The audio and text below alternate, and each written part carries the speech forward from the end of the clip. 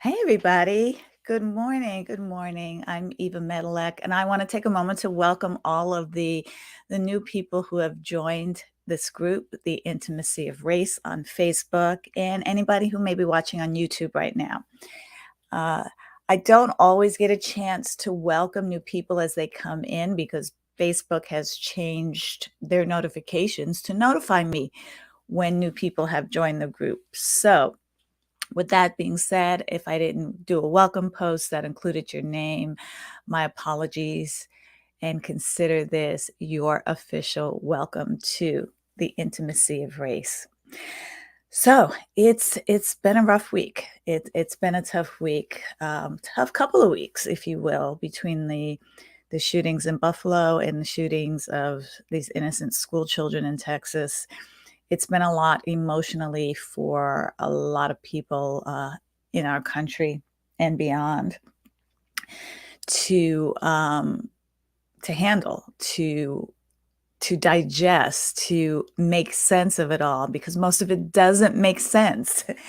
It doesn't make sense, and what you're noticing on social media, in addition to the outrage, is the number of people who are really not looking at this with the smartest of eyes. They're not making intelligent decisions. Common sense decisions would be not to take guns away from everybody, but to make it harder to get these AK-47s or whatever they are, assault rifles. You would think that would be common sense, right?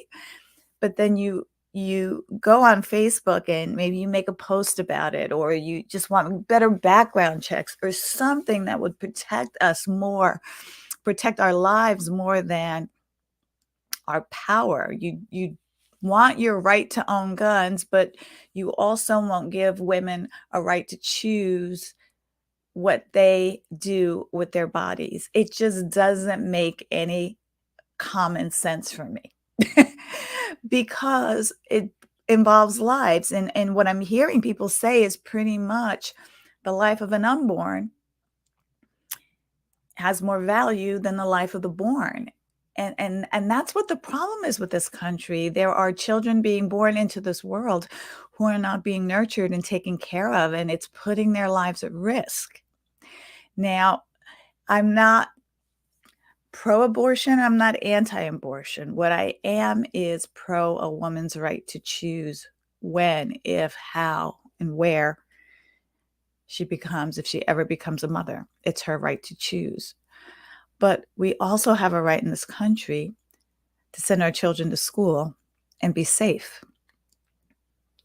We also have a right to protect our lives from people who are not stable enough, mature enough, or have so much hate in their hearts, loving enough to not blow us away because they have their internal issues. And so, what I wanted to talk to you about today was a little bit on adaptability and the things that suck our energy, not only in watching the news, but in sharing our frustrations and our challenges and our emotions and our feelings on social media. Social media gives us a platform to do that. And then, dun dun dun, here come the comments. Here come the comments that because of whatever algorithms we're trying to beat or align to, we feel we have to respond to everything. And notice what that does. When someone doesn't agree with you or doesn't share your perspective, that feeling that comes up in your body. And I am sharing these thoughts. I'm by no means an expert with you because I realize our emotions and our feelings are running high with all of the heaviness that we are forced to deal with in the world today. Now, you can run and hide under a blanket and pretend this doesn't exist and it doesn't happen in the world. That's one way to deal with it. Or you can, excuse me, learn some skills that help you adapt. Everybody's sending their thoughts and prayers. Everyone is sending you love and light. Here's what would help more people than not. Thoughts and prayers are wonderful, and love and light is wonderful, and but how about you send thoughts and prayers for our ability to mentally, emotionally, and physically adapt to the changes and challenges that we are bombarded with on a daily basis so that we are not the next person who wants to pop a cap in somebody's behind or blow something up or whatever it is. Our ability to be resilient and adaptable is what is needed to protect our energy so that we can continue to show up our best and brightest selves, the best of who we know we can be. Because when we are emotionally fraught, when our feelings are all over the place, the frustration, the disappointment, the pain, the hurt, the anger, we are apt to do things that are against our best selves. I mean, we saw it with Will Smith in the slap at the Oscar. You know, who knows what he was dealing with that day? Who knows what mosquito bites just got him so emotionally fraught? And I use mosquito bites because of that the video of explaining microaggressions, how they add up like thousands of little mosquito bites. Even though one may not be big, you have thousands of them over and over again. We're dealing with that now, just watching the news. But how do we protect our emotions? How do we protect our nervous system? How do we protect our emotional health, our mental health during these times? You know, I was reading, I've been posting quite a bit lately, and I was reading a response from somebody, I don't even know who it was.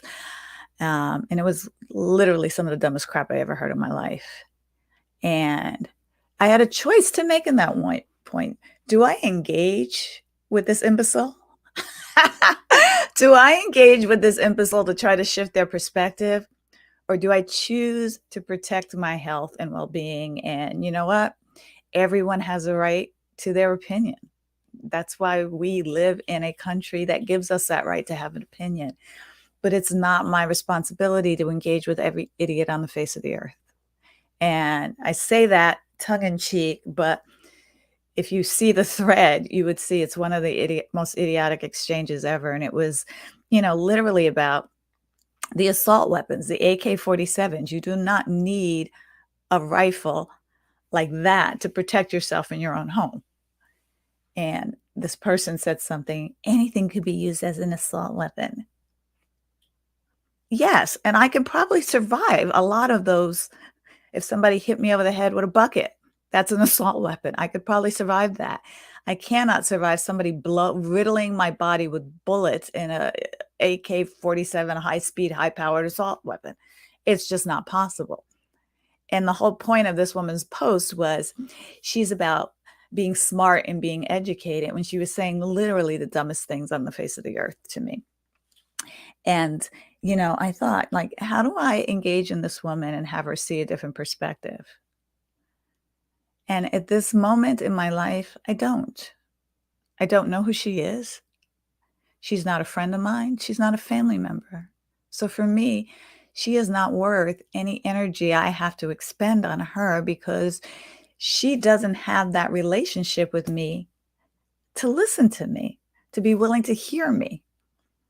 So when you're looking at social media and when you're seeing people respond to your post, or you're tempted to respond to or you respond to someone else's post and somebody says something idiotic based on what you said, do yourself a favor and protect your energy. You don't need to respond to everything. You know, don't worry about the algorithms, worry about your health, because our mental, emotional, and physical health is the most important thing at this time. So that's what I have for you today. Before I go, I put a link in the description, and I'm going to put it in the chat too. I would love if you would do me a favor and fill out this Google form. This Google form is going to help me create a workshop. It was going to help me address your frustrations, problems, and challenges in a workshop called Inclusive Leadership Mastery. You know, we are all leaders. We're all leaders in our lives. We're leaders of our families. We're leaders of ourselves, of our sovereignty. We are leaders. So, you know, when people say, I don't consider myself a leader, you are. You are leading somewhere, someone, somewhere at some time in your life. You have the opportunity to be a role model for inclusive leadership, for how to create safe spaces, for how to help people protect themselves and their energy, and at the same time, without excluding folks from the conversation, from the mix. Now, I'm not talking about random trolls on the internet. We have to protect ourselves from that.